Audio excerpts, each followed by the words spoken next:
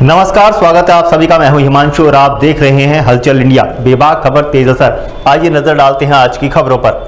CM Yogi Adityanath बुधवार को मुजफ्फरनगर के शुक्रताल स्थित संत स्वामी ज्ञान भिक्षुकदास महाराज और संत रविदास मिशन के संस्थापक अध्यक्ष सदगुरु समनदास की पुण्यतिथि पर आयोजित संत समागम का संबोधन करने पहुंचे। सीएम ने स्वामी समनदास की समाधि पर पुष्प अर्पित करने के साथ आश्रम के मुख्य द्वार का लोकार्पण किया। उन्होंने साधु संतों को नमन करते हुए कहा कि सदगुरु रविदास जी महाराज ने अपनी कर्म साधना से जो प्रेरणा दी वह आज भी संपूर्ण देशवासियों के लिए मार्गदर्शन का कार्य कर रही है। उन्होंने सामाजिक आडंबर और कुरीतियों के प्रति समाज को जागरूक कर उनकी आध्यात्मिक चेतना को जागृत किया। आजादी से पहले देश गुलामी की जंजीरों में जकड़ा हुआ था। विदेशी आक्रांताओं द्वारा भारतीय संस्कृति को रोंदा जा रहा था। उस वक्त सतगुरु रविदास जी महाराज ने समाज को नई प्रेरणा देने का काम किया। मन चंगा तो कठौती में गंगा के मंत्र को चरितार्थ करते हुए कर्म पर विश्वास और बराबरी का संदेश दिया। सतगुरु रविदास जी महाराज की दिव्य वाणी को प्रधानमंत्री नरेंद्र मोदी गरीब अन्न कल्याण योजना के तहत 81 करोड़ लोगों को कोरोना काल से अन्न वितरण कर पूरा किया जा रहा है। काशी में सतगुरु रविदास महाराज के आश्रम को भव्य रूप देने के साथ ही सैकड़ों गज भूमि में सुंदर पार्क और विशाल प्रतिमा लगाने का काम पूरा हुआ है। संतों ने एकता और समाज को जोड़ने की राह दिखाई। डबल इंजन की सरकार उस पर अमल करते हुए हर किसी को सुरक्षा की गारंटी दे रही है। यही वजह है कि पूर्व की सरकार में हुई कांथरा और कैराना पलायन जैसी घटना करने की अब कोई हिमाकत नहीं कर पाता। शुक तीर्थ सनातन धर्म का पौराणिक तीर्थ है। सनातन धर्म ने पुराना इतिहास किसी मजहब का नहीं है।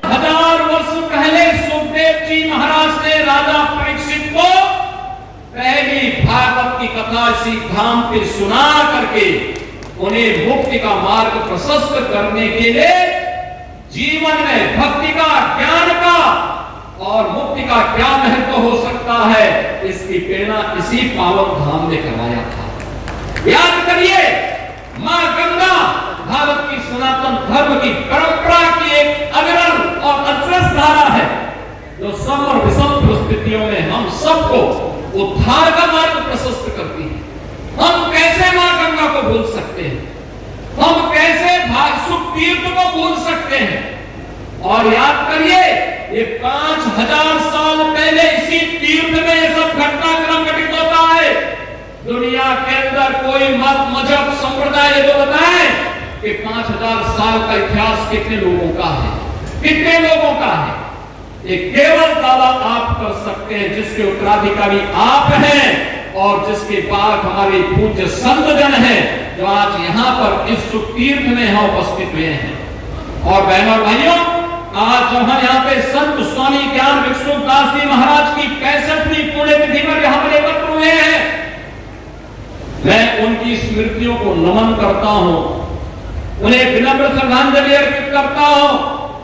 और यहाँ पर ये जो उत्सव भंडारा, स्मृति भंडारा यहाँ पर आयोजित किया गया है सतगुरु समनदास जी महाराज की स्मृति में, यहाँ पर मुझे स्वामी, पूज्य स्वामी गोवर्धन दास जी महाराज कह रहे थे कि लाखों की संख्या में श्रद्धालु यहाँ कल से आए हुए हैं। मैंने कहा मुझे भी इसी बहाने उत्साही युवाओं के साथ संवाद करने, मिलने का एक अवसर प्राप्त होगा।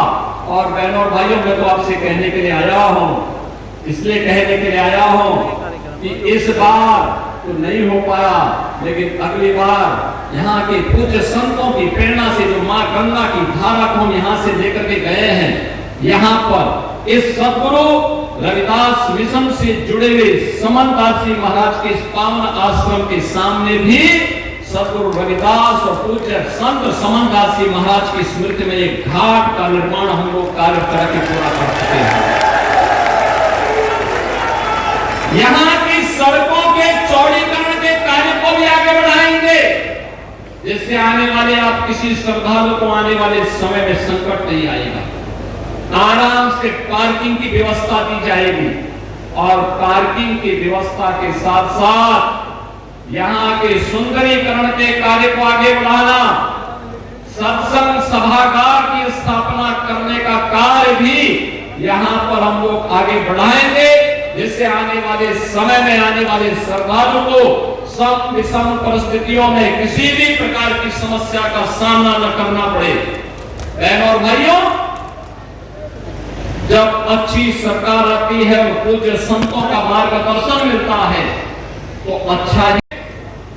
इस देश को एक संविधान दिया, लेकिन आजादी के बाद बाबा साहब भीमराव अंबेडकर को जो सम्मान मिलना चाहिए था, वह सम्मान पिछली सरकारों ने नहीं दिया। पहली बार बाबा साहब के नाम पर पंचतीर्थों का निर्माण प्रधानमंत्री मोदी जी ने किया। एक पंचतीर्थ जहां पे बाबा साहब का जन्म हुआ था, मऊ मध्य प्रदेश में, वहां पर भव्य स्मारक बाबा साहब भीमराव अंबेडकर का बन चुका है।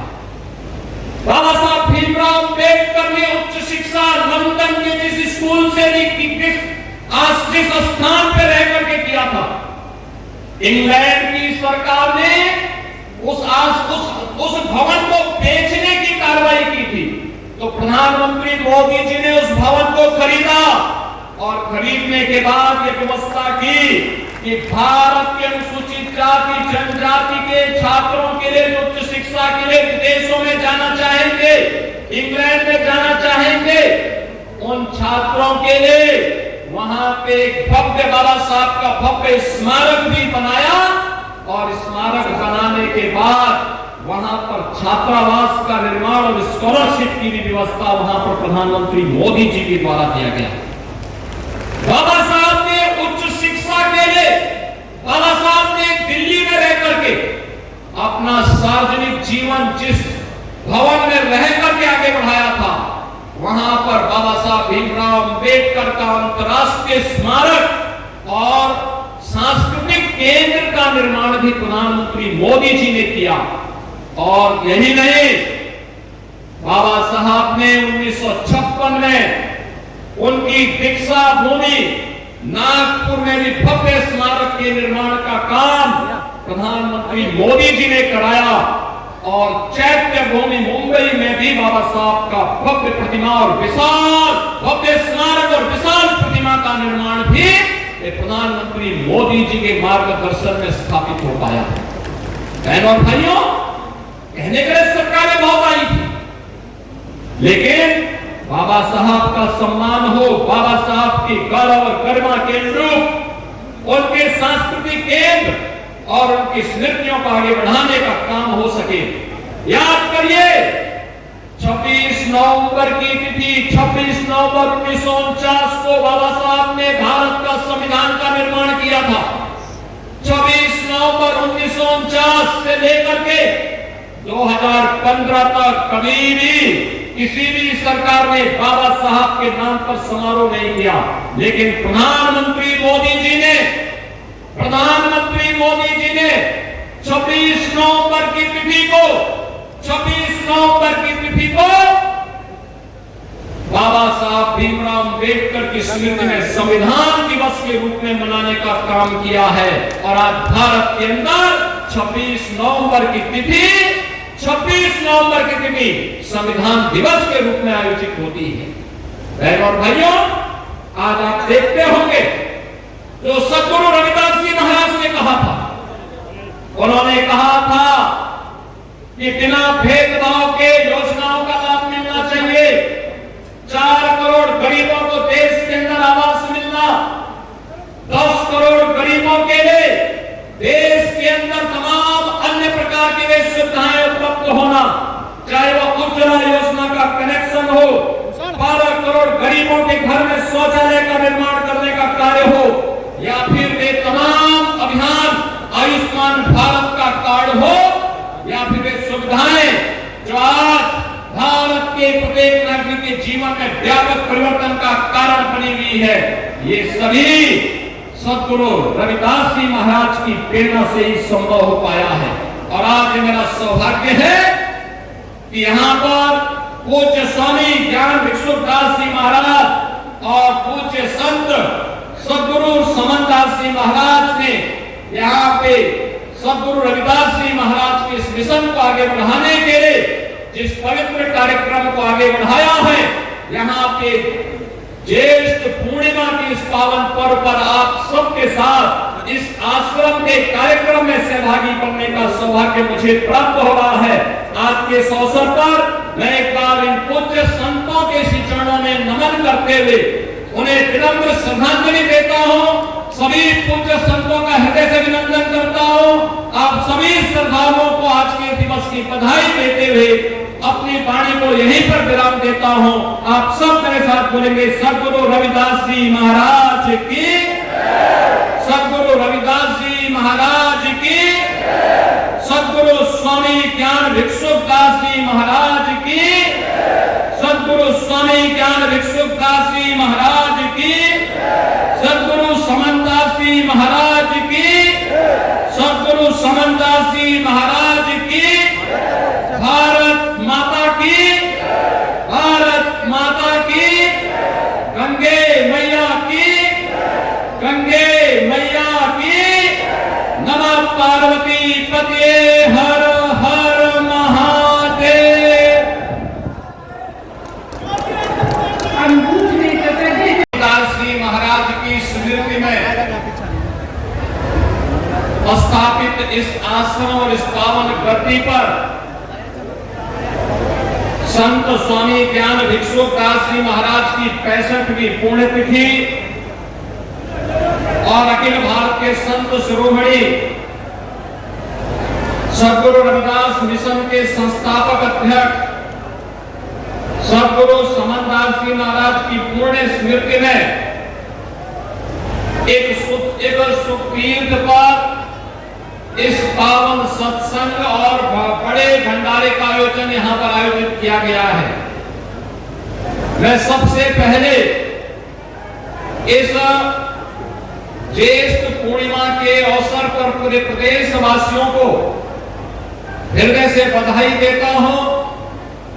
पूज्य संतों का हृदय से अभिनंदन करता हूं और आप सभी उपस्थित श्रद्धालु जनों का भी मैं इस अवसर पर प्रदेश सरकार की ओर से हृदय से अभिनंदन करता हूं। बहनों और भाइयों, जब हम पूज्य संतों की परंपरा की बात करते हैं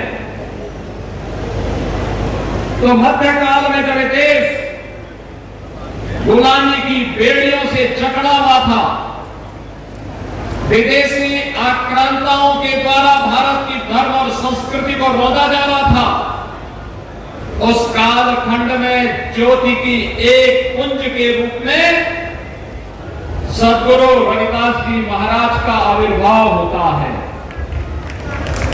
काशी में जो भारत की सनातन धर्म की प्राचीन नगरी है, उस काशी में शीर गोवर्धन में सद्गुरु रविदास जी महाराज का आविर्भाव होना और उन्होंने अपने कर्म साधना के माध्यम से जो एक प्रेरणा वहां से दी, वह आज भी पूरे देश के लिए, हर श्रद्धालु जन के लिए एक मार्गदर्शक के रूप में काम करती है। जब हम सद्गुरु रविदास जी महाराज के बारे में चर्चा करते हैं, बहनों और भाइयों, सद्गुरु रविदास जी महाराज ने सामाजिक आडंबर और कुरीतियों के प्रति समाज को जागरूक भी किया, कर्म पर विश्वास करने की प्रेरणा दी, एक आध्यात्मिक चेतना का जागरण किया और उन्होंने कहा था, मन चंगा तो कठौती में गंगा। बहनों और भाइयों, ये सद्गुरु रविदास जी महाराज का कथन ये जीवन में आंतरिक पवित्रता और निर्मलता का प्रतीक होता है, एक नई प्रेरणा है और इसीलिए उन्होंने सामाजिक बुराइयों से दूर रहने के लिए समाज को एक नई प्रेरणा दी। संत रविदास जी महाराज के गुरु रामानंद जी महाराज ने कहा था, जाति पाति पूछे नहीं कोई, हरि को भजे सो हरि का होई। और यही परंपरा आगे बढ़ती है। तो संत रविदास जी ने उस समय इस बात को कहा था कि ऐसा चाहो राज में जहां मिले सबन को अन्न, छोट बड़ो सब बसे, रविदास रहे प्रसन्न। बहनों और भाइयों, कितनी दिव्य वाणी है, कितनी दिव्य वाणी है। सद्गुरु